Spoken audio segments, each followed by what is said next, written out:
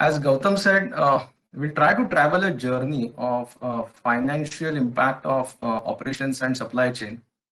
And I'll try to take you through that journey in various ways. I mean, one of the things which I would like to achieve is how do we create a perspective? Because as practitioners in the industry, and particularly when we belong to operations and supply chain as a domain, we have always been focused on volumes. I mean, many of us can actually tell each other that how much tonnage have I dispatched. We can each talk about how much quantity did I produce, and so on and so forth. But many a times what happens at the end of the day is, am I able to convert that language of volume into the language of financials? And particularly for all of us, 21st century actually makes all of us need to have that kind of an perspective. And that's the whole idea of sharing the thoughts over the next 1 hour with all of you.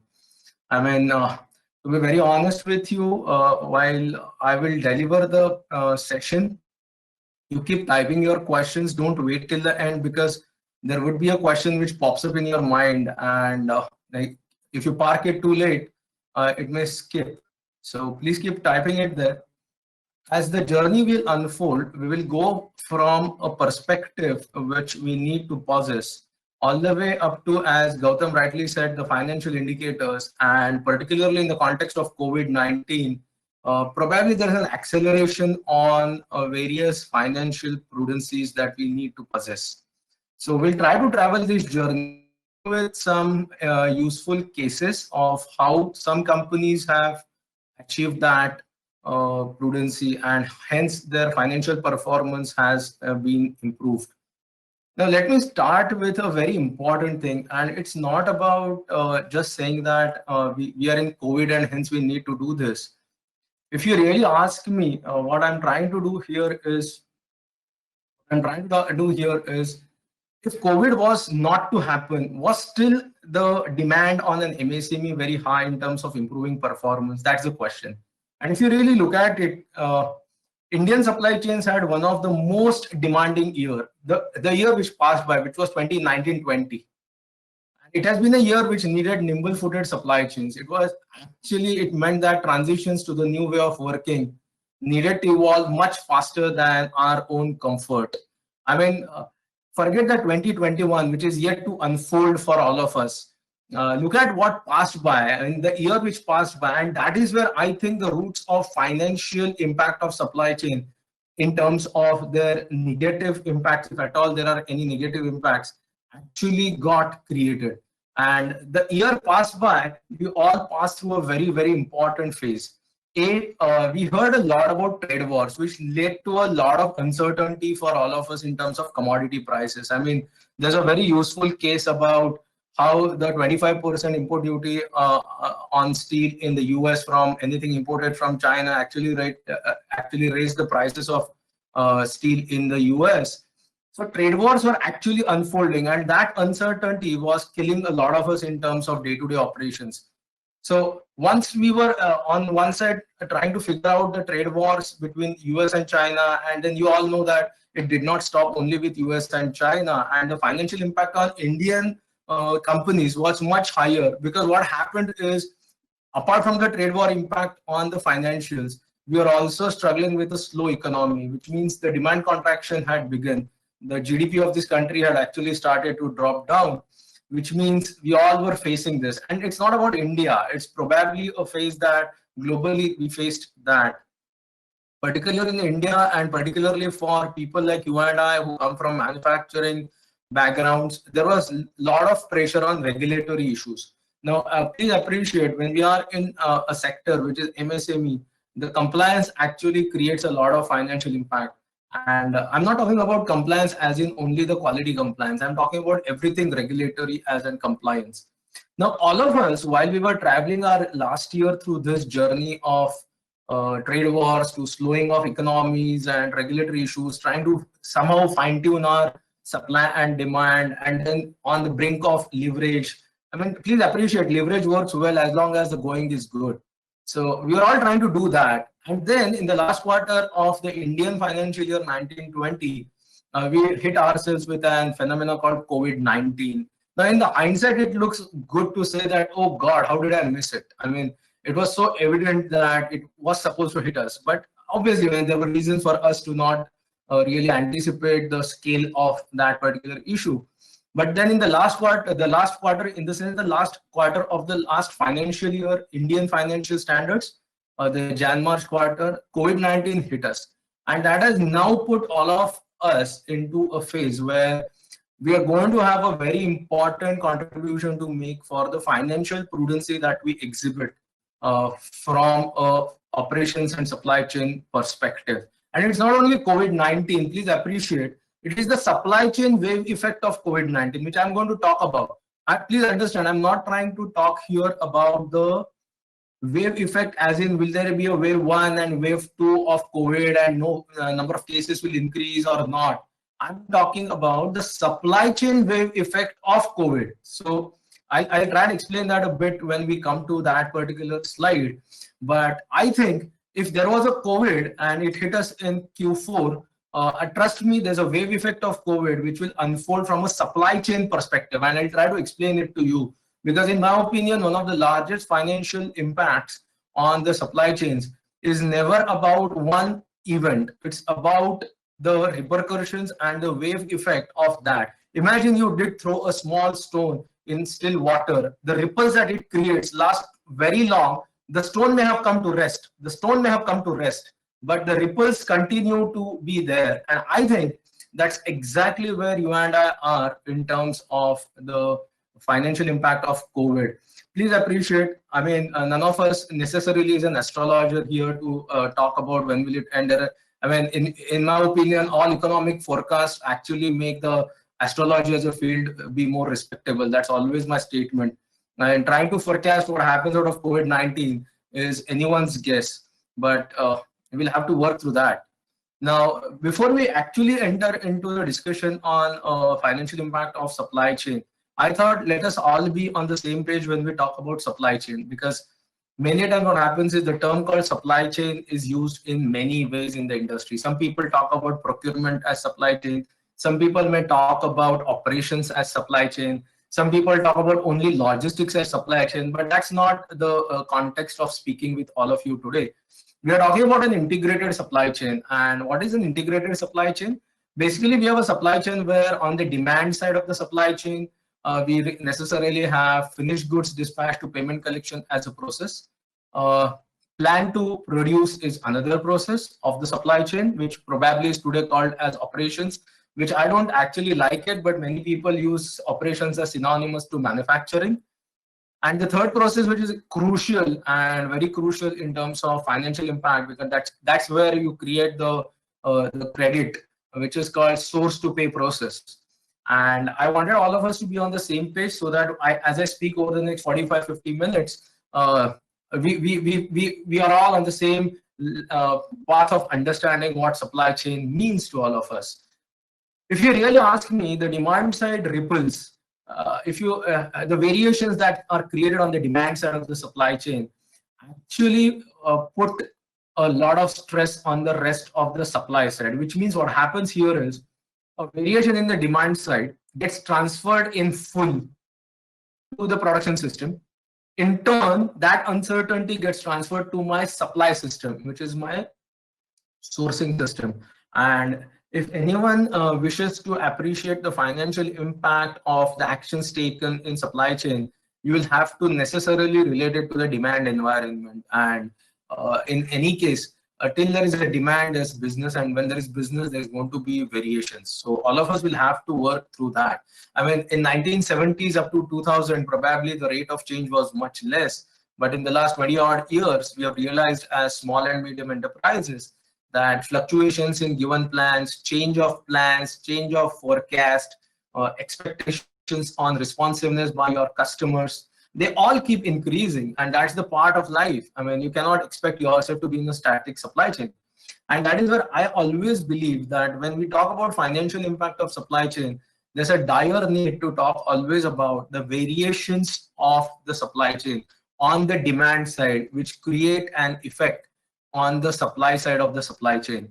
And all of us who are on this webinar today would probably want to go back to their desks and figure it out that what causes variations, because what causes variations actually may have a multiplier effect on the rest of the supply side of the supply chain. I mean, if you look at any models in supply chain, they always say that a sigma variation on the demand side probably has a formula of something to extrapolate on the supply side.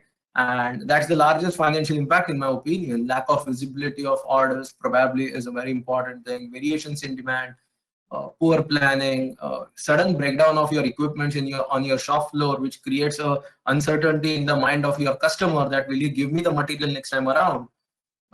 Lack of integration between various departments of your organization, they all indirectly impact the financial flow of the supply chain. I mean, let's be very honest with ourselves that when we run a supply chain, we actually run only three things. One, we get a demand which flows as information across the supply chain. Two, we supply the material, which necessarily means we have created a material flow in the supply chain. And three, our customers pay us back, which is the financial flow. So entire genesis of the financial impact, which naturally has to be understood today, is actually that information flow, and the broken information flow can create a ramification effect on the rest of the supply chain, which means your material flow may be incorrect, but your material flow being incorrect is not rewarded by our customers. Customers may not end up paying for it. So what I mean to say here is the reason for us to understand the integrated supply chain is anyone who gets his supply chain right probably will be an extremely popular, financially prudent supply chain. And that's where I wanted to put this slide here. Having said that, what did COVID-19 do and what probably is going to happen is always a guesswork that we have to do. Now, instead of doing guesswork, I always believe that the path which has been laid down always has they say that the foot on the sand can lead you to the destination. So let's understand your footprints on the sand can actually lead someone to know where the final destination is. COVID-19 was to happen or not to happen is a very separate question to understand. And luckily for me, I studied the history for the economic impact on supply chains for the last 400 years. And when you study that, you realize that it's not something which was not supposed to happen. But the point to be noted here is, as we move forward in our life, was there something which has already happened which can help all of us as MSMEs to understand our challenges? And I think we know that. And COVID-19 probably only accelerated the challenge. I don't think any one of us denies the importance of cost containment. I mean, the economic slowdown in the last 1.5, 2 years, I mean, the boom actually got over somewhere in 2018 and then people started contracting. And cost containment actually is one of the most important dimensions. Now, when you contain cost, what you're trying to do actually is improve profitability. Because when we actually look at financial impact of supply chain, we can it's a simple equation. I mean, you either improve your revenue or control your cost or somehow find a way to improve your asset efficiency. I mean, there are only three ways. And cost containment probably was supposed to help all of us.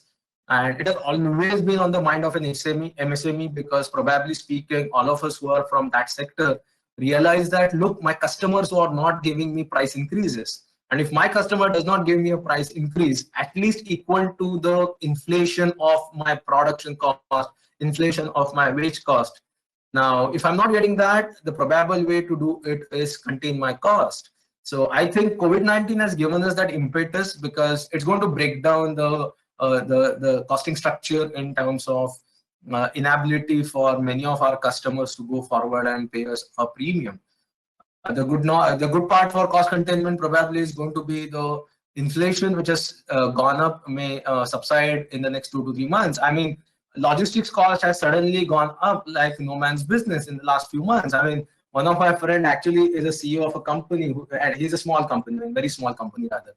Now, last month when he had to dispatch 1 ton of material, the transporter said, look, I can only take 16 tons. And if you are ready to pay me 16 tons, I take your 1 ton. I cannot take part truckload. Now that all, in my opinion, will subside in a few months, which means cost containment will be back in terms of agenda. Second most important thing, if you want to survive the period of COVID-19 and be prosperous, I think customer delight is gone. I mean, the Kano's model to talk about customer satisfaction, customer delight. I really appreciate Kano's because I learned Kano's 22 years back. But to be very fair with you, I think customer delight is also not going to be sufficient. We have got customer intimacy. As MSMEs, figure out what does your customer actually need, and that's customer intimacy. If you survive this period of COVID-19, improve your customer intimacy, your financials will be in place, or else we are going to be in a difficult scenario. As a supply chain, one of our major challenges that I see, which is going to have one of the largest financial impacts, is going to be visibility. Visibility of the supply side and visibility of the demand side both. And I wish to address that over the course of our webinar today, because I think the visibility of both sides, the demand side as well as the supply side, is the fine balancing act that all of us will have to play. Because you know what, our money is going to get blocked. I mean, if the flow of material is not like a stream of water, you're going to be stuck somewhere. Then financial impact is going to actually be a very significant problem. And I think visibility is going to be extremely important. I mean, one of my clients who actually is a very large chemical client in India today. I mean, they're one of the largest producers of things like soda ash. And you'll be surprised to know that supplier has to give visibility to its customers, which is a FMCG company, to the extent not only about saying that, look, I'm going to deliver this material to you on this date. In COVID-19 scenario, people don't trust that. He has to actually give visibility of which batch has been issued from the stores to the shop floor, so that his customer comes to know that, okay, this batch belongs to me. And that real-time visibility is currently the norm of the day, because as customers are anxious, suppliers are also anxious. Because of COVID, one major thing which I think is going to happen, and many MSMEs probably are going to have a supply chain redesign which may be required, is because of globalization. I mean, the whole world went through a phase of globalization, and I think we are shifting to globalization. So global plus local. And I think supply chains of MSMEs will dramatically get impacted due to that. There's a good news around that, but it depends on which position of the value chain of your customer are you really in. Because with all the declarations which are happening in terms of global events, globalization will actually be a very positive news for supply chain, because they are getting realigned, and globally there will be a realignment. And last but not the least, one of the largest financial impact dimensions, in my opinion, is going to be risk management. Please understand, in India, unfortunately, I mean, I've been practicing for last 20 years, of which last 10 years I'm on my own, running my own consulting book firm. And I've been trying to tell the industry that, look, we need to do risk management, but unfortunately or fortunately, it's not being taken too seriously. Probably COVID is going to do that. I'll give you a simple example for you to appreciate why risk is important. Imagine you're buying some material from some supplier. I mean, take any example of any product that you're buying. Now, for some reason, you always have a key performance indicator that you always track as a financial indicator. Let's say, did you deliver material on time? And we talk it as on-time delivery. Now, that's a KPI. And I'm talking about risk indicators. I'm not talking about performance indicators. So risk indicators are leading indicators, and KPIs are, or key performance indicators are, lag indicators. So one of the initiatives that I think, trust me, till today, I've not got a client in my life who actually said, look, Pinak, we should develop KRIs. I mean, unfortunately, that did not happen till date. But I think COVID gave us the reason to say that, look, I need to develop KRIs, because that's going to be the largest financial impact area. I mean, you don't want to get stuck with a supplier who goes, just vanishes, or you don't want to get stuck with a customer who does not pay you on time. And we need to create key risk indicators. We don't need to create KPIs. This customer has been a very good customer of mine for a long period of time, so he'll always pay up. Trust me, after COVID-19, you don't want to even trust that feeling. I mean, one of my friends, he actually is a trader in this commodity, and when we discuss the KRIs, we have actually created a list of KRIs because he's a trader there.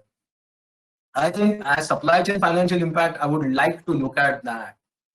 Now, what did COVID-19 do to all of us? And a very important part for all MSMEs today.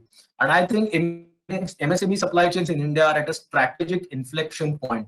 Let me try and explain you this, because I think those who actually can grab this opportunity, and to grab the opportunity, all of us will have to be financially stable. I mean, there's no other way to be sustainable today. I think we are at a strategic inflection point. And what is a strategic inflection point? It's a point in the life of a business when the things are going to fundamentally change, and that change can mean an opportunity so that you rise to new heights, but it just can also signal the beginning of an end. Financially prudent supply chains actually can leverage this opportunity. And MSMEs who are on this webinar, I appeal to all of you that the financial impact of supply chain is so humongous, which I will numerically show it to you during this webinar, that this is a strategic inflection point. I mean, we don't want to be extremely pessimistic nor optimistic. We just want to say that, look, if we are financially prudent as a supply chain, we probably are going to be that lot of the industry today which survives. It's the deer theory. I don't know how many of you have heard about the deer theory. They always show it on BBC Discovery or that channel called National Geographic. They call it as the deer theory. What is a deer theory? When a tiger or a lion hunts the deer, lions normally don't hunt. So whenever a lioness hunts a group of deers, the deers keep running. And naturally speaking, the deer which died or which was killed by the lioness or the tiger was the deer which ran the slower. That's the negative part of the story. What is the positive part of the story? The positive part of the story is the average speed of the herd, or the herd of deers, now has increased, which means the lioness or the tiger will have to now run faster to capture the same prey. Similarly, if the industry today undergoes a turmoil, and that turmoil is unavoidable, those companies which will actually see through this period of next few months or years will actually share the larger pie, because India is a $5 trillion economy, is still going to be $5 trillion economy. It may take 1 or 2 years more, but the opportunity of the industry does not subside or just does not contract. Now, to survive these 2 years or 1 year or 3 quarters, what you need is financially prudent supply chain management, because lesser the number of survivors, size of the pie being the same, you will have more business to do. And that's the whole beauty of running through the financial impact of supply chain. Because if we survive the financials correctly with prudency, we are probably going to have a better pie to eat when we go back to the same levels. So that's where I think we are at a strategic inflection point. And I appeal, and I humbly and sincerely appeal to all of you who are on this webinar. We are probably the lucky ones. Not every, I mean, there are roughly 7 crore SMEs in this country, but not all 7 crores are on this webinar. When the guys who are on this webinar are actually getting that what others have not. So use this opportunity to think through, saying that, look, if the financial impact of supply chain is that big, can I actually leverage through that? And it's going to be around not forever. It's going to be around as a very, very challenging time for a few quarters or months. And if I survive that with prudency, I'm going to actually grow my business. Please understand, strategic inflection point as a term was not created by Pinak Kulkarni. It was actually created by Andrew Grue when he wrote the book called Only the Paranoid Survive. It's a beautiful book to read. And probably it's a book which we all should read, because this is the time when people are paranoid today. And it's a beautiful book. I love the concept, and I think all MSMEs should think about it. Larger corporations will survive this period in any case, so I don't worry much about them. They're financially more stable. They have the access to credit far better. Their brand image is far good. I mean, you don't need to worry if you're that big, or if you're that big, you may have different sets of challenges. For an MSME, supply chain is his bread and butter, and if you can improve on his operations and supply chain, I think we are going to be safe in terms of getting a larger pie of business at the end of the tunnel whenever the bright light comes through it. Now, let me try and help you with what am I meaning to say when I say that why supply chains are important, because some of you may say, look, there's no reason for me to believe supply chains are important. All that I need to do is get an order, produce a product. If I'm a distributor, then all I need to do is call up my customer. If he places an order, get material from the supplying company. In this case, let's say it is Tata Steel. So where's the issue? I mean, why should I worry? Now, please understand, supply chain generally accounts for 60 to 90% of your enterprise costs. If you are a distributor, you are like a Walmart, you are like an Amazon, you are like a Flipkart. Your 90% cost is supply chain cost. I mean, there's no other cost in your company. If you are a manufacturer, maybe it is 60 or 70%. I mean, it depends on what type of products you manufacture. But supply chain is so important simply because, take an example of a company called Walmart. Walmart is equivalent of a retailer, which means it's like a company which buys in bulk and sells to a retail customer.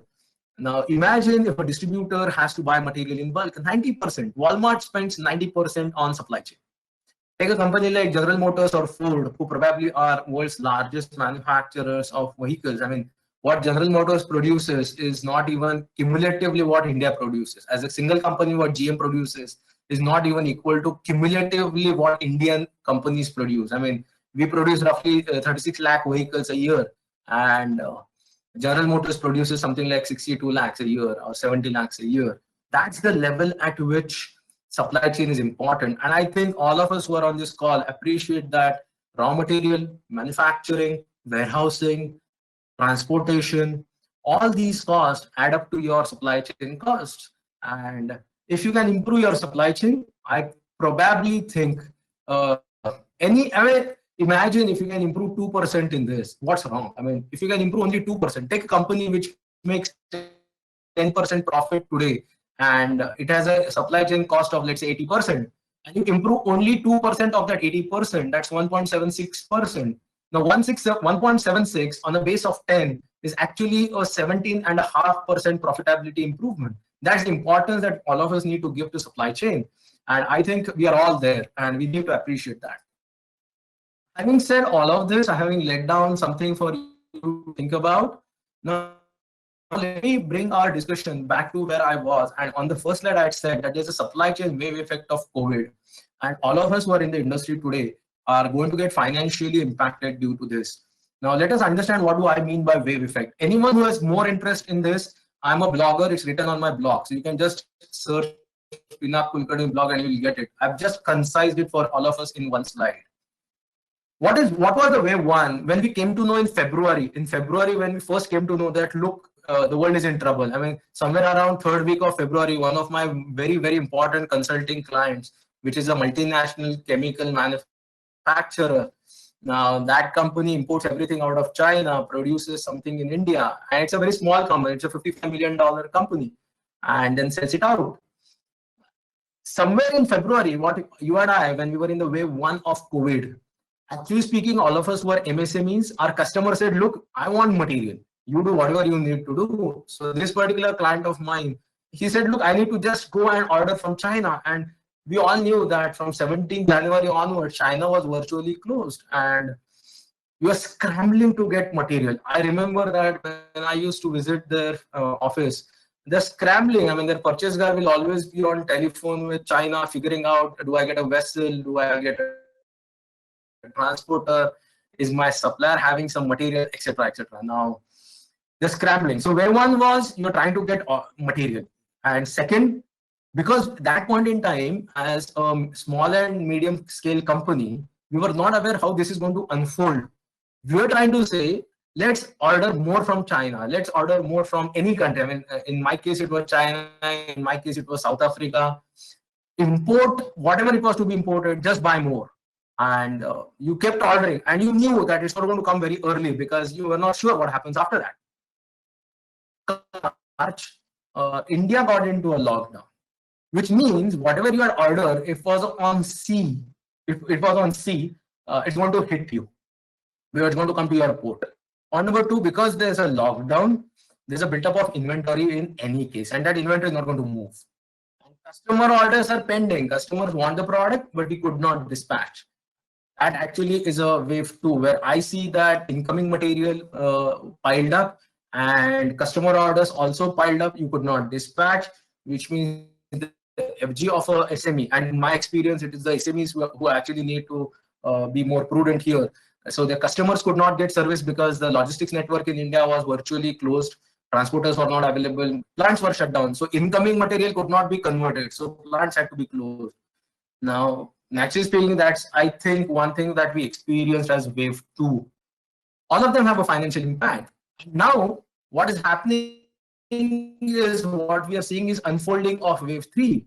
So pipeline orders which were there are getting delivered. The economies are set to be coming back. Now, as an MSME, I'm wondering what happens now onwards, because I have passed through wave one, probably had to bear the brunt of the situation, which is completely uncontrollable. Wave two, I had material, but I could not deliver. And wave three, pipeline orders are getting delivered. In some of my client cases, I see that even certain orders have been postponed or cancelled. But more important for all of us in wave three is the uncertainty of future business environment. And that is where I think the financial impact of supply chain is the most important thing. And that is where I said some time back, customer intimacy is a very, very crucial part of supply chain today. I mean, don't ignore that. Don't ignore supplier relationships. Don't ignore customer intimacy. They're going to save the day for all of us. The most important financial impact is customer buys material, supplier gives me the material. I mean, supply chain is that uncomplicated in life. Customer places an order, he buys the material, he pays for it. That will happen only if there's a customer intimacy. Supplier, the moment you place an order, is ready to give you the material. That's the relationship management part of it. The hard-coded supply chains may not work. The soft-coded supply chains may work from a financial impact perspective. Now, wave three currently is unfolding, and that is where we are. I mean, I'm deliberately trying to avoid the declarations made by government of India in terms of whatever they are talking. I'm a student of that subject, so naturally speaking, I know a bit about it. But please understand, in wave three, however the credit facilities and the credit lines are made available, the prudency of using them is going to be very, very, very important. Now, let's come to a very down-to-earth perspective now. Profit and cash flow. In my opinion, the most important thing for MSMEs today from a financial impact perspective is cash flow. I mean, that's the survival toolkit. Let's be very simple. Your survival toolkit is your cash flow. I've seen some of my client organizations which are healthy, and one of my client organization which was a casting manufacturer out of, I live out of Pune, and the client is also out of Pune. Excellent client. He had actually no problem till date, because money was flowing through the system. Customers were paying, the supplier was supplying, and the rotation was good. Now, please appreciate, as MSMEs, will have to be, I mean, this particular client actually is on the verge of closure, and it's a company which had a history of 40 or 50 years. It's not a company which was yesterday. So please understand, cash flow is the survival toolkit, and all of us need to be very appreciative. There's a saying in economics. There's a very important saying in economics. A profitable company can go bankrupt if not cash rich. That's so important, and I cannot stress the importance of cash flow more than what I can on this call. I mean, please understand, from a balance sheet perspective, I'll not get into the details of balance sheet because all of us probably know a bit about it. I'm appraised of the fact that you have undergone some programs there. I'll not explain you the balance sheet, but I'll explain you the impact of supply chain on the balance sheet. I mean, in the balance sheet, you have your current liabilities, and those current liabilities have to be paid for. And in accounting language, current liability is a liability which has to be paid for within 6 months of time. And all of us have to pay that current liability through a liquid asset. And the liquid asset we have is current asset, which is, it can be in the form of debtors, it can be in the form of inventory, it can be in the form of cash and bank balance, or it can be in the form of money received in advance in certain cases. Now, please understand, as an enterprise, the money that you need to pay for has to be managed from your current assets, and help yourself maintain your current asset to current liability ratio to be at least greater than 1, else your working capital requirements will suddenly shoot up. I'll try and explain it on the next slide further, but cash flows will be the most crucial part. Leverage various things that you can to improve that. Current liabilities needed to be paid without raising new funds in terms of liabilities is a beautiful way to deleverage your balance sheets. And if a deleveraged balance sheet is the need of the hour today, because my supply chain inventory is an asset for a time, but it needs to be paid for. So I always believe that assets is application of funds from a supply chain perspective, and liabilities is always sources of funds. Sources of funds have to be paid for. You cannot avoid that. Last but not the least, my personal experience in the last 2 to 3 months has been that, because now a lot of clients approach me for this area of improvement, saying that, look, Pinak, we are in trouble.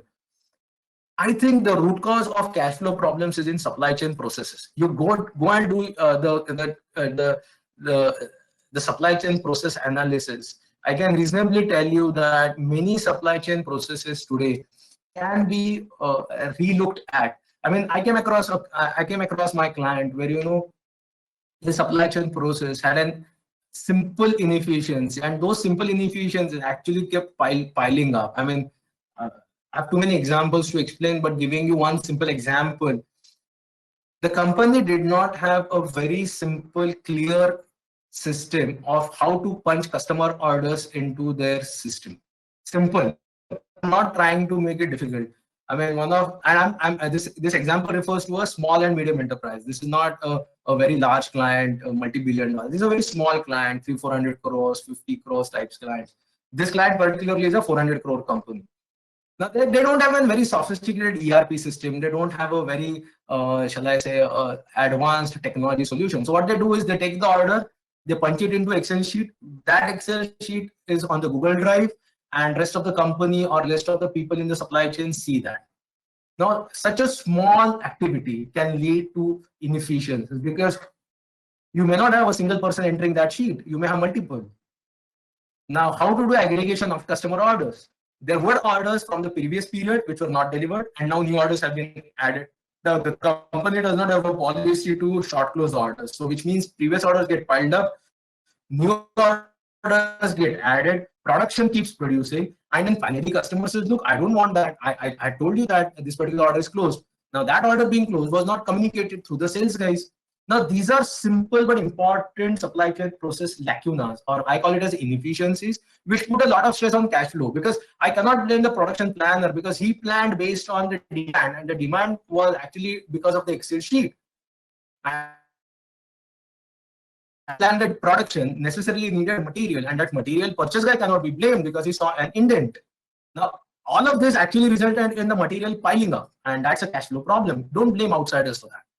And last but not the least, I was on a panelist on one of the discussions on how to restore the supply chains for MSMEs today.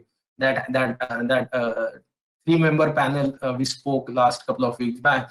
And trust me, one thing which is going to happen is inflation with bending the rules of economics. The rules of economics say that if the demand goes high and the supply goes down, then only the prices have to increase.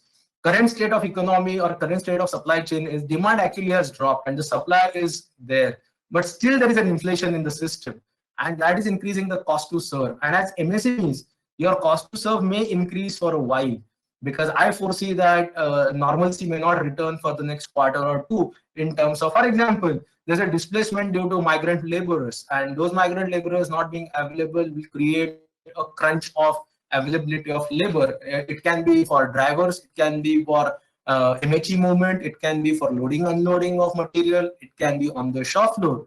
But that is going to increase your cost to serve. But the cost to serve is not going to get compensated by the customer. Customer will still not pay you the price which you need. So as a MSME, I would imagine we need to be extremely prudent for our cash flow. One most important thing which I think we can learn from the events that are unfolding, I repeat myself, I don't necessarily think COVID should necessarily say that, look, we are changing things 180 degrees. Out of that 180 degrees, maybe 30 degrees is because of COVID. 150 degrees was already there because of industry evolution. Now, I see one important thing, and as MSMEs, all of you need to be trying to adopt that. And I call it as the Amazonization effect of supply chain. I mean, please appreciate for a fact what Amazon has done is beautiful, and all of us who are probably distributors on this webinar, or we are stockists, dealers, we can learn a lot, because what Amazon does is they don't produce anything. All that they need to do is, based on customer orders, maintain enough amount of inventory on hand so that the customers get what they want, but at the same time they don't necessarily have to produce things. And I call it as the Amazonization effect. Why? Because Amazon changed the way industry works. They've taken efficiency of warehouse to a very different level. I mean, the efficiency of the warehouse has been taken to a level unheard of. And we call it as lean, I call it as agile. Luckily for me, I have visited certain warehouses of these e-commerce players. It's a business of dealership, it's a business of distributorship, because warehouse is their only thing that they need to improve. Now, what did Amazon do to all of us? Please understand, what Amazon did is more from a supply chain perspective and the behavioral aspect of supply chain. Your customers actually experience Amazon as a company which can deliver anything without you having to wait for. I mean, customers on Amazon Prime can order anything till 8 o'clock today night, and Amazon would get it delivered by tomorrow 6 o'clock. Now that has amazing customer intimacy, or amazing customer delight, if you like that word. What we need to understand from an industry perspective is Amazonization effect number one: waiting is considered to be an unreasonable expectation. Your customers don't want to wait. If you don't have the material, I'll shop it at the next door. So as a customer, he's not ready to wait. So as a person who's selling, I need to be very appreciative of the fact that this is going to happen. Second, people will buy without physically seeing the product. I mean, that's something. I mean, the other day I was speaking with someone, and you'll be surprised to know Volvo in Europe has actually gone ahead and said that, look, by 2025, people will not even visit my showroom to see the car. They'll not visit my showroom to see the truck. They're probably going to see everything on the internet and buy it there. All that they need is delivery of the vehicle at their doorstep. If Volvo can do that, imagine what happens to businesses like you and me. They're not going to physically see the product. Last but not the least, one of the most important things is customers are going to ask for more variety. Your inventory management in supply chain is hence going to be one of the most crucial aspects of running the supply chain going forward. You cannot tell a customer that I'm not giving this variety, but at the same time, you'll have to balance the inventory on hand so that you don't have excess amount of non-moving stock.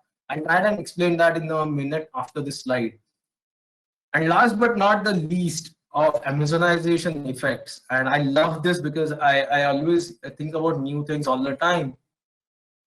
Look at how Indian customers are. We have traditionally had a customer base which is unpredictable.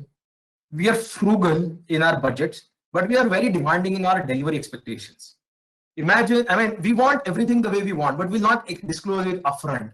I mean, we'll wait till the last moment to give orders. We'll probably wait for last minute to give design revisions, etc., etc. We are unpredictable in our demand, and at the same time, we are frugal with our budgets.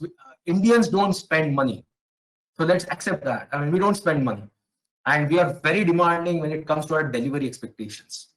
So all this is what Amazon has walked as a tightrope in India and has increased customers' expectations.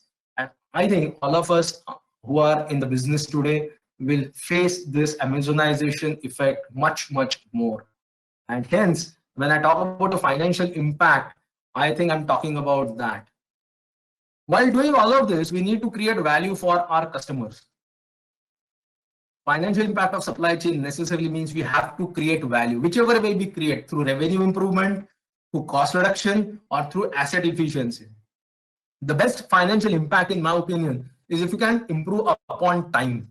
I mean, as I gave an example of Amazon, I'll continue with that example in a couple of minutes. The first financial impact that I see is of time. I mean, this has direct impact on your OEEs. If you are running a manufacturing plant, your overall equipment efficiency will help you reduce the time it takes to deliver. Productivity improvements can help you. If your contractual terms with your customers and suppliers help you, please understand money can flow faster. Second, I think is cost impact, and I'll try and elaborate that in a minute. Third is quality. The way to create value for our customers is going to be quality. And the fourth is service. And I think the largest financial impact is going to be of time. Amazon currently delivers anything in one day and probably is going to deliver in 2 hours going forward. Imagine the greatest financial impact of Amazon on their systems. If you can reduce time, trust me, you can improve your profitability without a problem. If you can reduce time, you can help yourself turn around your inventory faster. If you can reduce time, you can actually have more productivity out of your equipment, which means you don't need additional capital equipments. If you reduce time, your customers will become more happy so that you get more orders from the customers. I think all MSMEs today in India should focus on time. Forget your balance sheets, forget about profit loss account. They are a result of your activities. Please understand, balance sheet, profit loss accounts are a scorecard of your company. They don't talk the process, they talk the result of the process. I mean, when you see Sehwag having scored 100, you don't really come to know how many times did he actually sneak the ball. You look at the result, and that result says he scored 100. Similarly, profit loss account and balance sheets are a statement of your processes. They are a statement of your activities. They are a result of good things that you have done. Do the good thing, and do the good thing necessarily for me means improve upon time.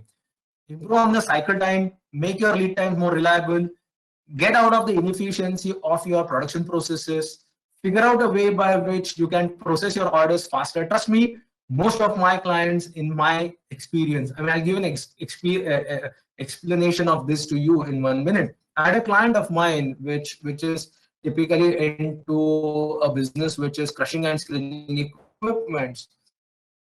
Now, that particular company used to take 12 weeks of lead time to deliver customer orders. And because they're into crushing and screening equipment business, customers were ready to wait because they said, look, there are very few players in the industry today who can do that. So we are ready to wait for them. Unfortunately, they bumped into me as a consultant. And when I look at 12 weeks, I said, we need to throw this out. Customers will wait for you only till they don't get another supplier to deliver in lesser time. Why did they take that long? When you did an analysis, we figure out that that took so long because their stores to shop floor material issuance time was roughly 3 days. I mean, I don't understand why should a company take 3 days to issue material from from the stores to shop floor. But they used to take that, and we reduced that. Their material within the company used to move 47 kilometers. Sorry, 44 kilometers.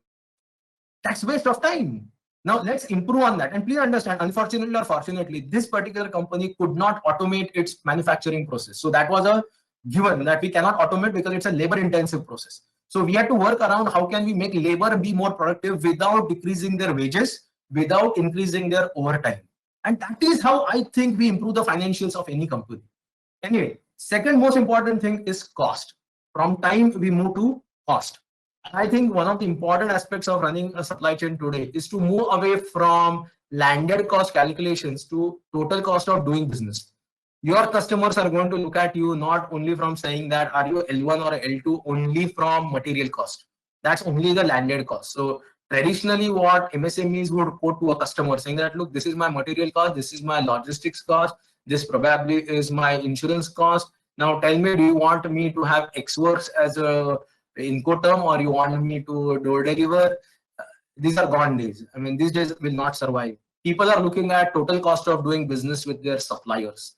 And when that calculation comes into picture, you'll be surprised to know a Swedish client of mine has a plant in India, 2 plants in India, I should say, or 3 plants in India. And I happened to meet their tier 1 suppliers in one of their meets. And he said, look, Pinag, these guys actually need to understand this, that I don't want to do business with them simply because they're supplying the material at a lower price to me. I want them to understand that the total cost of doing business with them has to go down. It includes all costs, the coordination cost, the travel cost, the follow-up cost, every cost. So please understand, as MSMEs who will probably see the brighter future ahead, will probably need to move away from landed cost to total cost of doing business. And my clients actually have started doing that. I have a privilege that I work with MSMEs on one side and I work with OEMs on the other side. So I appreciate both the sides of the coin, and I think that's the way it works for me. One most important financial impact, and I want this to be very clear in the mind of all of us, is quality is no more an USP. Quality was a unique selling proposition in 20th century. 21st century, quality is the hygiene factor of doing business. Anyone in this webinar will appreciate for a fact that if your material does not have the right quality, in any case, your customers are not going to buy from you, even if you give it for free. I mean, Tata Steel wouldn't invite Pinak Kulkarni to talk on this webinar if Pinak Kulkarni says that, look, time is not a problem, cost is not a problem, but you know what, you please adjust with my quality. I may not be the right guy to deliver the right quality of knowledge on this webinar. Trust me, they will say we'll find someone else who has all the things in place but still has quality. Quality is a given. So from a financial impact perspective, I think you should work on how can you improve quality without increasing the price to your customer. Rather, if you really look at it, there's this formula for COPQ, which is called as cost of poor quality. And all of us who have spent a lot of time using TQM as techniques and things like that, will realize that it's going to be futile in 21st century. Unless until you have good quality, customers not going to buy. And if customers don't buy, you don't have money. And if you don't have money, you're out of business. Quality for me represents a hygiene factor. If you go and tell your customer that my quality is far better than the competitor, he's going to tell you that, look, this quality is what in any case I need. So don't charge me a premium for this. And last but not the least, as MSMEs, if you want to really create a very healthy financial situation in future for yourself, imagine the future, and the future belongs to guys who can deliver better service. And that's exactly what you should strive to do. Improve on the service, and that will create a very important positive impact. Now, let me come to the financial indicators, which Gautam was talking about. We have traveled a fair journey, and now it's time to understand the indicators. So I've chosen 5 major indicators of supply chain impact. And if we manage them prudently, or if we can improve the health of them through supply chain, I think we'll be safe. Point number 1 for all of us, operations and supply chain professionals like us. The first financial indicator which we need to improve and dramatically improve is return on invested capital. Please understand, if my machine currently gives me a productivity of X and now the customer demand has increased, don't go and buy a new equipment immediately. Figure out if you can actually improve the productivity of the existing equipment. Have you done that? No investment in a new equipment without having checked if the existing equipment has reached its peak performance. And if it has reached its peak performance, then I can reasonably guarantee you another 40% is still possible. So the moment you say I've given you the peak performance, the peak OEE, there's another 30 to 40% that you can. Don't even try to figure out if I can do new capital investments. Return on invested capital is going to be a very, very important thing. Point number 2, if you're buying a new piece of capital equipment, always ask yourself a very important question. All of us understand that when we actually improve upon a capital equipment or bring in a new capital equipment, we are doing that because we want to improve the productivity. Understand that how much of your productivity improvement actually passes through to the customer in terms of pricing reduction, and how much of it actually stays home. You don't want to improve productivity just to make it cheaper for your customers. You want to improve productivity if money stays home. And that's, I always call it as level 2 of analysis. Level 1 analysis everyone does. They calculate the payback period, they calculate the ROI, they do the IRR, etc., etc. And they say, okay, this machine can give me an IRR of 17%, and I'll get my money back in 6 years. That's all something that MSMEs have to understand is not a very prudent policy.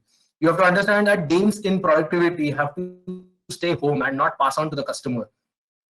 Second, focus on profitability, because COVID-19 is going to talk a lot about profitability. It is important, but trust me, it is not as important as improving your cash flows.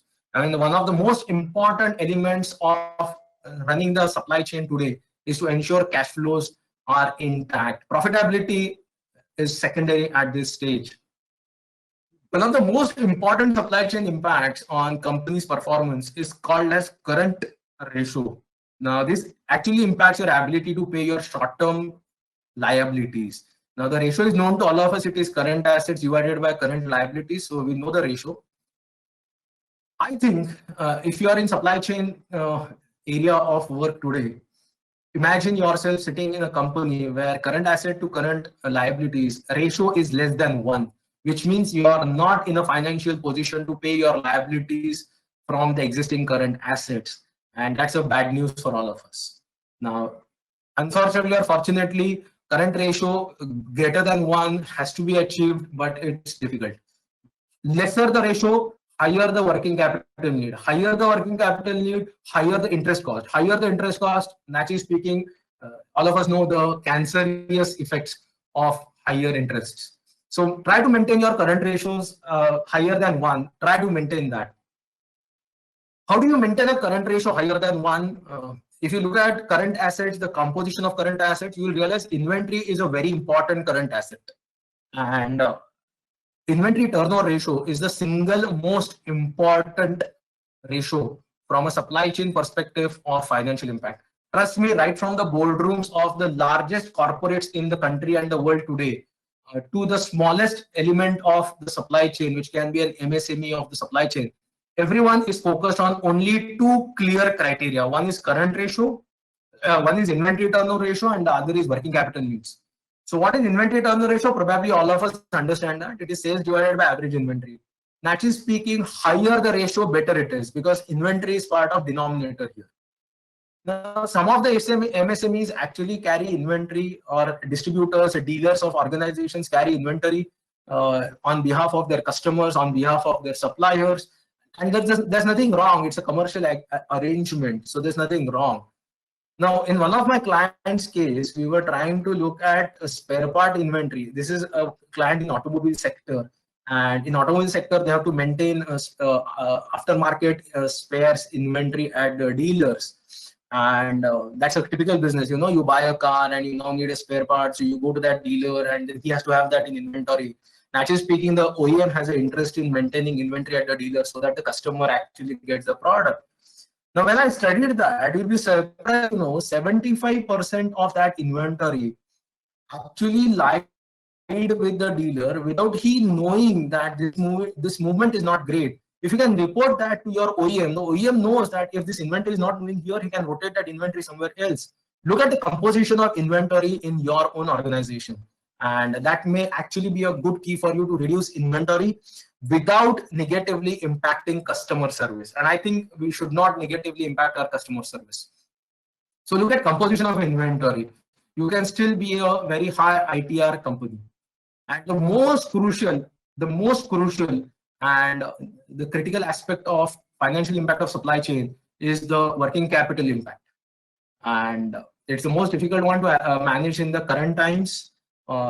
If you really ask me, I am advising my clients to manage the working capital. Any company which can actually manage the working capital in today's context can actually do a good job going forward.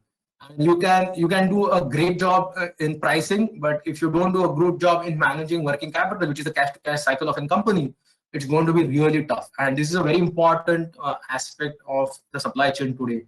So leverage on your contract clauses, find out financial instruments, try to figure out if there are banking arrangements which can minimize your working capital requirement. A small suggestion here is don't use inventory for hypothecation with the bank. Bank will be more than happy to give you more CC limits. We don't want inventory to be hypothesized because inventory is current asset till the time you don't liquidate it. Once you liquidate inventory, it becomes part of profit loss account under sales revenue. Higher inventory is not a great thing to have from that perspective. So don't leverage on banking for that. But all that I'm trying to tell you is, as a company, as an MSME, or as a dealer, you may want to look at these 5 ratios very critically to tide over the supply chain financial impact. Come down to a very important aspect. I know I've crossed the limit of 5 o'clock by 3 minutes, which means I am over the time by 3 minutes. But I'll use the liberty of your time for another few minutes before we actually start wrapping up. But during this phase of the industry that we are passing through, I fundamentally believe that as an MSME, lay down your profit protection plan. I think that's very, very crucial from a financial impact perspective. Lay down your profit protection plan. I call it as a profit protection plan because I mean that's something that I developed over the years now. First, target volumes. having machines idle. I mean, you as an MSME, you will never have a case where your market is so small that the demand is much higher than total capacity of your equipments. I mean, I've worked with large companies, I've worked with small companies. Trust me, no company in the world has a very large market share. Now, target volumes because your equipment have to be utilized because that's part of your fixed cost. When you like it or you don't like it, the fixed cost will keep getting incurred. You run the machine, you don't run the machine. All that is going to change is variable cost. Fixed cost is a cost which is incurred by you irrespective of productively utilizing your asset. Variable cost will be incurred only when you actually utilize the asset. That I agree. Target volumes, it will help you overcome a lot of fixed costs. So first, and you'll never have enough market share in the market. Don't worry about it. I mean, trust me, I worked with a company which is probably a company with 124 years of history in this country. It started in 1896, one of the largest business groups in India. And they told me, look, Pinak, we have 60% market share in our current market. And I was able to prove to them that they don't even have more than 10%. So don't be shy of saying that, look, I need to lay down my profit protection plan. And the first thing which I'm going to do is target volumes. Once you target volumes, you are on your way. And there will be constraints. You'll have a labor problem, you may have a logistics problem. I appreciate that. But target volumes for the next 2 to 3 quarters, 4 quarters. Stay with that. Second, be very, very accurate in your pricing decisions. Your market is not going to pay you high, but at the same time, you want to cover for your costs. So your costing has to be perfect. I mean, a very small company, I mean, a 5 crore turnover company manufacturing 2 and 4-wheeler batteries actually approached me. You know what? Their pricing was higher than the pricing of a company called Excite. Can you imagine a 5 crore company, which probably is a micro, small enterprise somewhere having a 5,000 square feet shade, producing their batteries, has a pricing which is higher than Excite, which has probably the largest overhead cost in the country today? The reason for that was the costing of the company to cost their battery was not correctly done, and hence they were under the impression that this is my price. So do your costing models correctly. Probably that's where you can actually drop the price, not increase the price. Third, reduce your cost of goods sold. As an MSME, figure out how can you do that. What do we mean by a COGS? It's called cost of goods sold. It's the raw material cost, it's your manufacturing cost, predominantly the overhead costs, which contribute to roughly 80% of your total cost. So try and figure out how can you reduce your COGS. Rationalize your assets. I mean, if you have more warehouses, you have more godowns, you have more. I'll give an example. Many companies today have their godowns, oblique warehouses, oblique stores. And the moment they have to keep inventory, they start saying, look, we don't have space to keep. You have enough of space to keep, don't worry. Because in a warehouse, we never look at square feet utilization. We always look at cubic feet utilization. So rationalize your assets. Don't try to put up a new plant. Don't try to put up a new warehouse. Don't try to buy or hire a new place simply because you feel that the current place is not being sufficed. And last but not the least, I humbly request all of you. I cannot stress it enough. Reduce your working capital number of days. And one of the largest Indian organizations in the infrastructure sector used to be my client. And trust me, I predicted to their own supply chain guys who were working in sourcing 2 years before the problem occurred that your company is probably going to face a bankruptcy. Reason is their working capital number of days had reached 139. 139 means the company gets money into their pocket once in 139 days, which means not more than twice a year. Can you imagine a company which gets money once in 6 months and has to pay off every day because we need to pay our labor, we have to pay our electricity, utilities, raw material vendors, we have to do everything. But we are getting paid only once in 6 months. Can such company survive? I doubt. So I humbly request all of you, figure out a way by which you can reduce your working capital cycle. And that's what I call it as lay down your profit protection plan. Now, the last slide before, the last topic before we actually get into a few cases, I think the financial impact of logistics has to be understood, and it's a very important impact to appreciate. And let me try and explain it to you in 2 minutes. I know, I mean, inventory is a very important aspect of running a supply chain. particularly a supply chain for MSMEs, for channel partners. This is a study which I have not done. What you're seeing on the screen is a study which has been done of roughly 1,500 companies across the country, MSMEs, public sector, private sector, large companies. They all have been part of this. The approximate inventory holding cost today is roughly 26% of the value of inventory. What you see on this slide on the right hand side is 26%, and that 26% roughly turns out to be 2.2% per month, which means the inventory has only two costs. One is the inventory acquisition cost, the other is inventory carrying, or what is called inventory holding cost. And inventory holding cost in India today is 26% of the value of inventory. It is 26% of value of inventory. And I think we have a great case to figure out how can we reduce that inventory holding cost. I propose to all of you that review your inventory holding cost. Look at the left-hand side, it's the housing cost, materials handling cost, cost of extra handling, investment cost, which includes the borrowing cost naturally, the pilferage, the scrapping, obsolescence. Now, if you can work on the left-hand side of this slide, you probably are impacting the right-hand side. And without, see, please understand, this is something which is under your control. You're not reducing your procurement. You're not reducing the amount of material that you're buying. So that's okay. I mean, for a moment, let me give you that benefit of doubt, saying that, look, my customer is not ready to wait, so I need to carry more inventory. I've given you that benefit of doubt.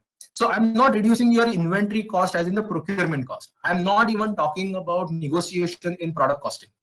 I'm saying that the material which has come to my factory, the material which has come to my warehouse, now can I reduce my holding cost? And that's some operational cost which is completely under your control, and you can surely use it. So I propose all of you to work on inventory holding cost, which is a very, very important cost. And it's not about saying that I'll appoint a third party guy and I'll get rid of it. No, it's not like that. Obviously, third party can be, that's part of cost optimization exercise. Now, the last slide in terms of explaining to you the journey, before I explain you a couple of case studies. Improve your warehouse or store's efficiency. That can really have a very important positive financial impact. Imagine the amount of time that you have to waste or utilize in unloading the material which gets unloaded from the trucks. I mean, I had a company which is kind of a tier 1 supplier, a very well-known name actually. For a 9-ton truck to be unloaded, they used to take 6 hours. I don't understand why should it take 6 hours. It's just that the loading of the truck was not done rightly. Once you unload, you have an activity of moving the material from the bay to your packing area. Now improve on that. There's a time consumption. The third graphic that you're seeing here is turnaround time of trucks. I mean, in any company, any dealer, any factory, there are a fixed number of bays, what you call as docks, for loading and unloading of material. Turn around the trucks faster. You will have lesser number of docks required by improving the efficiency. So find a way by which you can actually improve on that. And last but not the least, scrappage. I mean, there's so much of scrap. And I don't mean scrap as in only the process scrap. I'm talking about highly utilizable material which was not maintained for its storage conditions correctly, which now had to be scrapped. So try to figure that out. I think energy is a cost. If you're working in stores, if you're working in a warehouse, energy is a cost. Extra handling is a cost. Pilferage is a cost. Obsolescence is a cost. Scrappage is a cost. Demurrage is a cost. Time it takes to search for material consumes time, and all time is money. I mean, all time is money. It takes time to search for material, time to pick and pack your consignments, time for turnaround of trucks, and last but not the least, time it takes to make all your MIS reports. If you can actually save on that, I think you should be able to bring about a great financial revolution in your company. So what I try to travel as a journey is from probably a perspective to an technique, and multiple techniques can be utilized for improving that. Now let's look at a few sample cases. Have some companies achieved that? That's also a very important question, that Pinak, all that you are saying is okay, but have some companies done that in the past, or it's just that it's all theoretical for all of us? Now let's look at a company which has tried to improve on this. So we are looking at a company where sales, inventory, and the impact on working capital. So now we know that sales to inventory is called inventory turnover ratio. So a company which was able to improve its inventory turnover ratio, theoretically we said will require lesser working capital. Now let us appreciate practically has it happened to a company. We said that if my inventory turnover ratio will increase, my working capital requirement will go down. Now this is a case to appreciate. If really that happens, then this is a case where last 5 years of data, the company has been able to increase its inventory turnover ratio from 8 to 9 to 11 and now up to 15. And during those times, their working capital number of days has actually reduced from 27 to 5, which means our hypothesis that higher the ITR, lesser the working capital is actually true. And you'll be surprised to know when I actually look at this company, its impact on profit is huge. A company whose inventory turnover ratio starts increasing will show a great improvement in its net profit. So these are three case studies for you. There's a company A, company B, company C, and company D. Now, company A has an inventory turnover ratio of only 9. Company B has an inventory turnover ratio of 15. Company C has an inventory turnover ratio of 18. And company D has an inventory turnover ratio of 25. Now, on the slide, it's very visible that higher the ITR, higher the profit margin for the business. Because you are turning inventory faster. The moment you turn the inventory fast, please understand, when you are turning inventory faster, you are not actually saying that I'm reducing inventory. By the way, the absolute rupee value of inventory may increase, but the overall throughput rate of the system is higher. So the sales are higher. So you are seeing it on the screen in 4 clear cases of which a company with ITR of 9 has a negative profitability, and as the ITR kept increasing, the profitability has increased. And please understand, these are real life industry cases of Indian organizations. Just to keep it very clear, I have removed the names of the clients. As I said sometime back, current assets have to be greater than current liabilities. That is how we can actually meet up with our current liabilities. But it is very, very, very important for you to appreciate that only having high current assets is not a solution. Current assets are made up of cash and bank balance, debtors. Debtors means people who owe you money, and inventory. Predominantly, these are the 3 headings in any current asset. Now, a company can actually have beautiful current assets, and their current ratio may look very, very nice. But what happens if the inventory as a percentage to current assets actually starts going up? You are actually illiquid, because higher the inventory, your current asset will look good. But within that current asset, if inventory is very high, you are illiquid, because unless you sell the inventory, you don't make money. So in this particular case, you've called company X, whose inventory to current assets is 21.7. The company Y has inventory to current asset as 42.4, which means almost 50% of their current assets is inventory. And company Z, where the ratio is only 16.4%.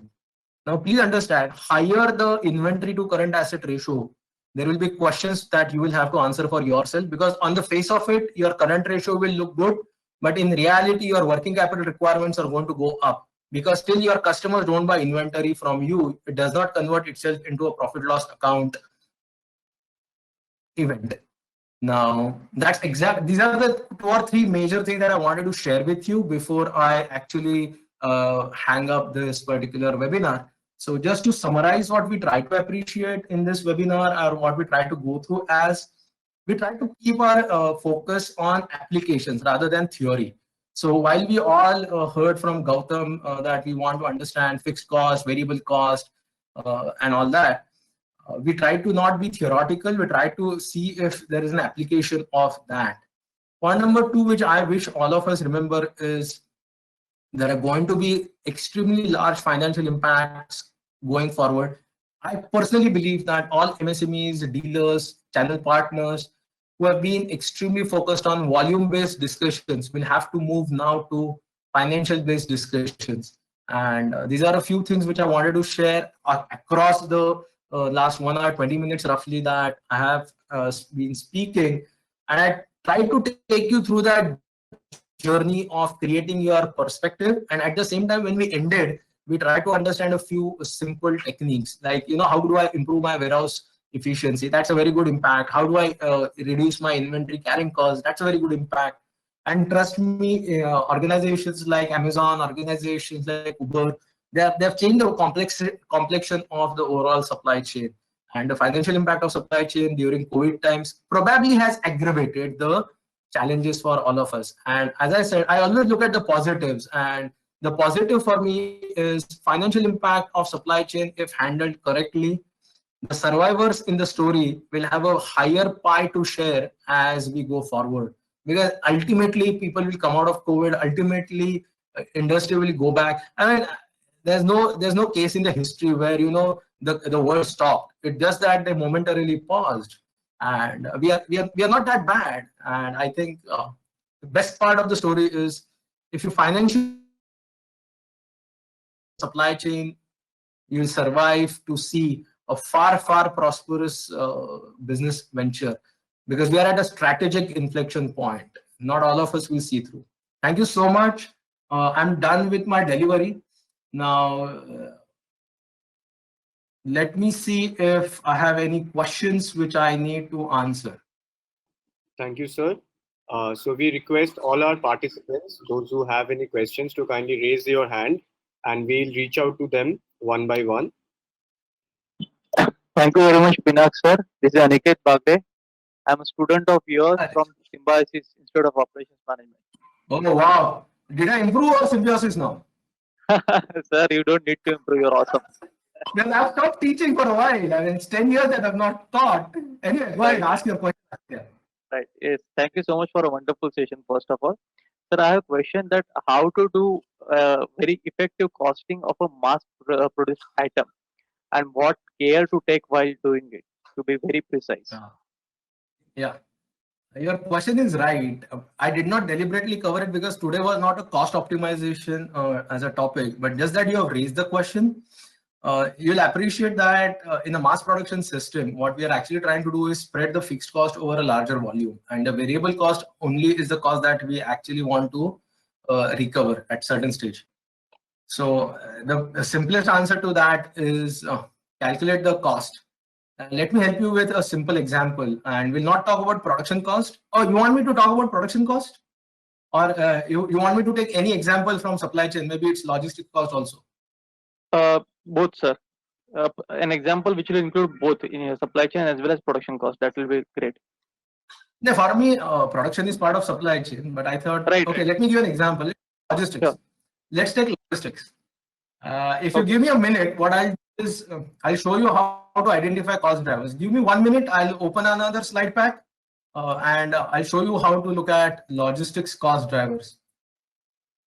Because what happens, when we try to identify cost, we actually have to do it at a cost driver level. So until we have done the cost drivers, we cannot identify costs. That's the beauty of costing. That's the whole problem in many companies today, that we are not doing cost drivers, and we are only trying to identify costs. Now take an example of a logistic. That's very handy to me, so I've opened up this slide. Let's take a simple example of cost driver. What is a cost driver? It actually relates itself to a logistics process. So this is an example of logistics.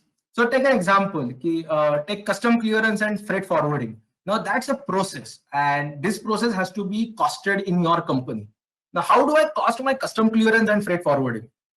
We'll have to go and say that, look, the cost driver for custom clearance and freight forwarding is number of transactions. Now, when you calculate the number of transactions, we can then go and figure out the overhead cost for that. So for example, in one of my clients' case, I did the costing. You'll be surprised to know what we found out was there was 1,000 rupees per purchase order cost that was being incurred in that company when we went to the cost driver level. So if you are trying to cost a system, it can be a production system, it can be a logistics system, it can be a purchase system. My request to you is you start from the logistics processes angle. When I say logistics, you start from the process angle, document that, and for each of the process, find out what is your cost driver. And I've been in the business so long now that I can actually help people to figure out that, look, this is your probable cost driver. So one of my current assignments of consulting is about supply chain cost optimization for this chemical company. And we are exactly doing that, because chemical companies naturally are mass manufacturing, rather not even mass, they are process manufacturing. So right from, we are trying to figure out everything in the production process. So on this call, probably that's the answer. But if you have my number, we can always speak offline so that we continue the talk. Sure, sir. Thank you so much. Yeah, anytime. Any other question? Yes, sir. Good evening. Good evening, Sandeep. Sir, my question is, any formula or method to track fast inventory movement? Please advise. Yes, why not?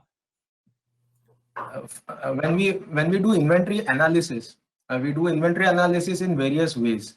So there's a way of analyzing inventory on risk, way of analyzing inventory from impact, and what you said, analyzing inventory from the perspective of speed of movement. Now that analysis is called fast moving, slow moving, and non-moving. Now, from company to company, the definition of fast moving, slow moving, and non-moving will change. Typically, what people do in the industry today is something which has not moved for 3 months is called slow moving. Something which has not moved up to 6 months is called slow moving, and something which moves every month is called fast moving. I have a reservation. I think what you need to do is, the formula that you need to use is of the item divided by average inventory on hand. If that ratio is less than 1, then probably speaking, it's going to be a fast moving item. That's one formula to look at. Add up all your lead time supply chain and figure out the total lead time of the supply chain. For example, if the total lead time of supply chain is 45 days for a particular item, and your inventory is, let's say, 60 days. So basically what you have is 60 divided by 45, which is 1.33. There's another case where it is 30 divided by 45, which means it's 0.66. So anything less than 1 fast moving, any ratio up to 1, maybe up to 2 can be slow moving, and anything above 2 should be non-moving. That's from a FG perspective or an RM perspective. Shifting the discussion to production perspective, in many companies, production is a batch or a mass system, which means I cannot produce one item at a time. So in that case, I suggest you look at size of the batch divided by the demand of the product, the sales demand. So let's say an item has a batch size of, let's say, 1,000 tons, and the monthly requirement of that item is 500 tons. So 1,000 divided by 500, the ratio is 2, which means it's a slow moving product.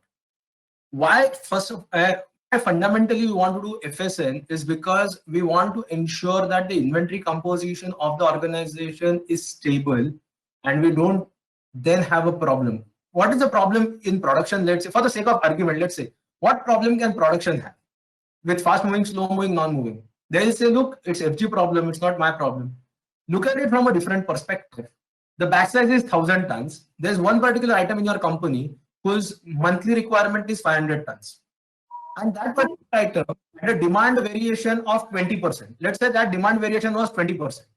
Now, even with demand variation for an item whose ratio is 2, because 1,000 divided by 500 is 2, it will be absorbed as a demand variation. Whereas the batch size, the monthly requirement is, let's say, 1,200, which means our production guys have to take up 2 batches per month, because now my ratio is less than 1. It's a fast moving product. And that demand variation is 20%, which means from 1,200, the demand came back to 1,000 tons. Now that entire extra batch which was produced will suddenly look like awful amount of inventory. So if in production environment, use the ratio of batch size to sales as a pure term for identifying fast moving, slow moving, non-moving. And if you are in procurement or in logistics, you look at inventory on hand and lead time of that supply chain or that item specific supply chain, so that we can do that analysis. But please understand FSN because it's postmortem. Okay, sir. Thank you. I hope I did not confuse you. No, sir. Okay, so we have a couple of questions which were written to us. Okay. Question number 1 is, before lockdown, our inventory level was around 30 days. But Correct. after lockdown, based on our current sales, inventory is increased to a level of 90 days. How Correct. should we focus in procurement for the coming months? That is what I said as the wave effect. And if that gentleman is, or if there's a gentle lady, then the lady, if they are interested, they can go and read my blog, because on the blog I've explained it in detail. There's no answer to it on a webinar for this. It will require an extensive discussion.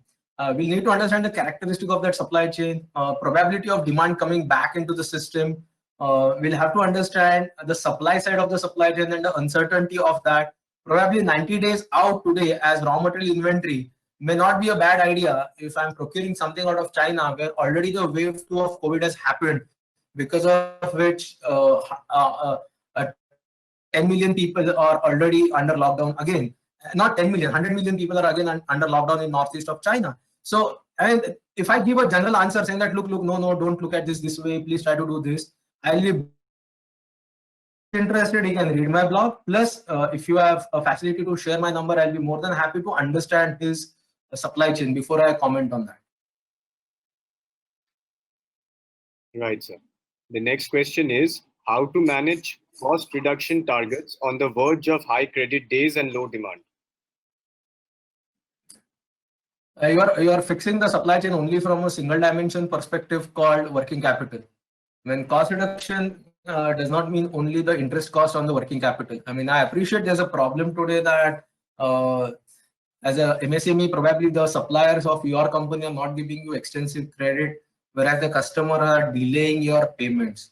So, Anyanti, you are up the value chain. I'll give an example to appreciate what I mean to say.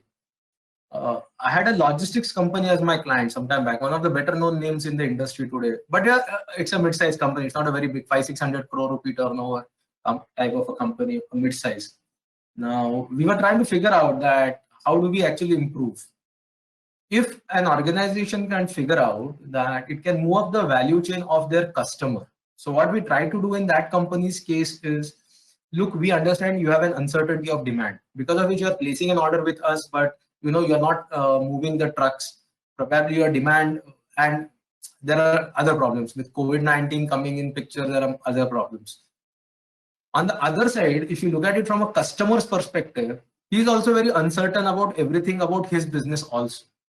So when we are talking cost reduction today, we'll have to try and not focus only on cutting the cost. We'll probably have to look at it positively as value addition in the eyes of the customer. So in this particular logistics company case, you will be surprised to know, being a transportation service provider, we actually created a value proposal for the client, wherein now even the procurement of material for this particular client, the demand planning of that particular client, the warehousing for inventory for that particular client is all done by this logistics company today.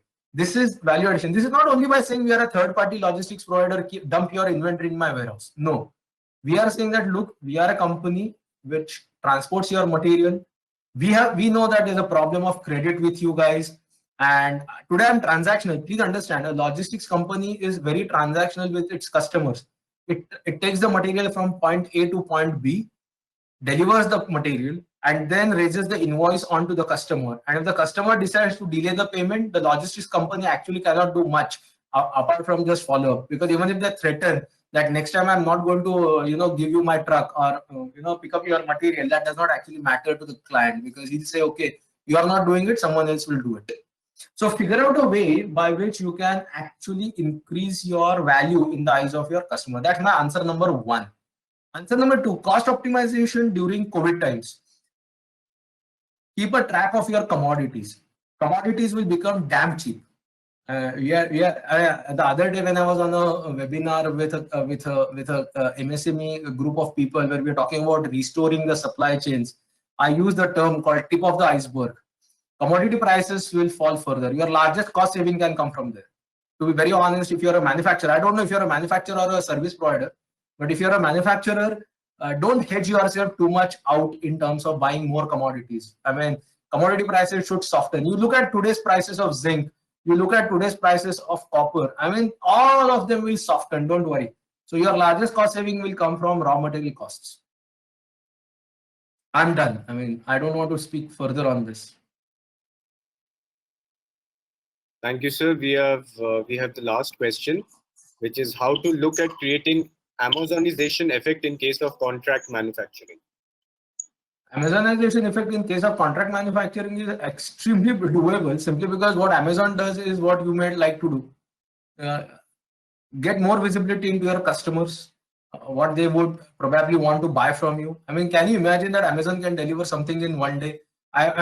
If you really look at what Amazon has done in the back end, is fabulous logistics network, fabulous IT network, customer intimacy at its best. So if you're a contract manufacturer, the first and foremost thing, in my opinion, we should all try and do as contract manufacturer is gain more visibility into customer demand.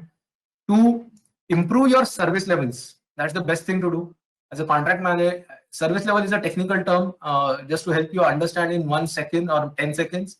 It's percentage of orders fulfilled upon the number of orders placed in the first instance of order being placed. Improve that as a contract manufacturer. You give that customer a great experience.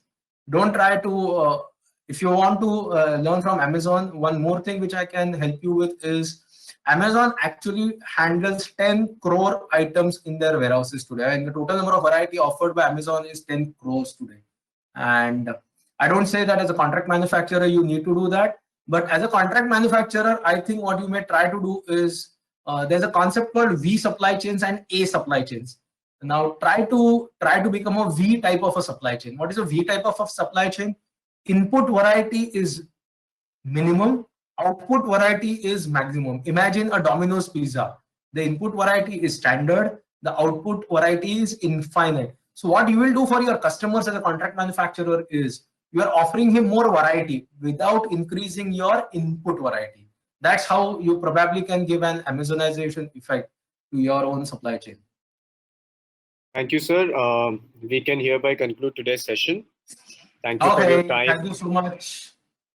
Thank you so much. Thank you, sir.